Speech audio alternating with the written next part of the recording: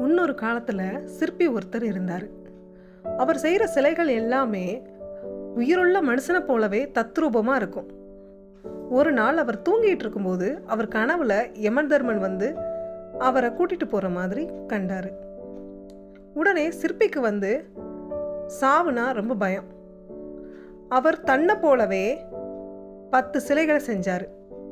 அந்த சிலைகளுக்கு நடுவுல நம்ம போய் நின்றுக்கிட்டா யமனுக்கு சிலை யாரு நம்ம யாருன்னு அடையாளம் தெரியாது அப்படின்னு நினைச்சாரு.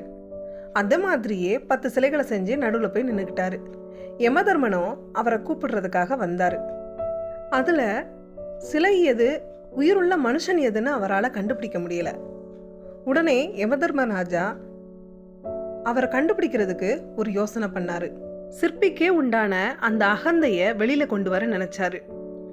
அவரு எல்லா சிலைகளையும் உத்து பார்த்துட்டு, இவ்வளவு அழகா சிலைகளை செதுக்குன அந்த சிற்பி இந்த சிலைகளில் ஒரு தப்பு பண்ணிட்டாரே செதுக்குறதுல அப்படின்னு சொன்னாரு.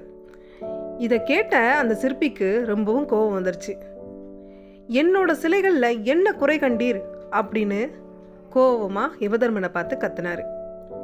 உடனே யமதர்மன் சிரிச்சுக்கிட்டே சிற்பியோட கையை பிடிச்சிட்டாரு. இதோ இந்த தப்பு தான், உன்கிட்ட இருக்கிற அந்த அகந்தை தான் உன்னோட பெரிய தப்பு அப்படின்னு சொல்லி அவரை அழைச்சிக்கிட்டு போயிட்டாரு. இந்த ஈகோ தாங்க எல்லாருக்குமே பெரிய பிரச்சனையா இருக்கு. இது புகழ்ச்சிக்கு மயங்க வைக்கும், விமர்சனத்துக்கு கோபப்பட வைக்கும். இந்த ரெண்டுமே நம்மளோட விழிப்புணர்வை மழுங்கடிச்சிடும். ஈகோ மட்டும் வேண்டாமே,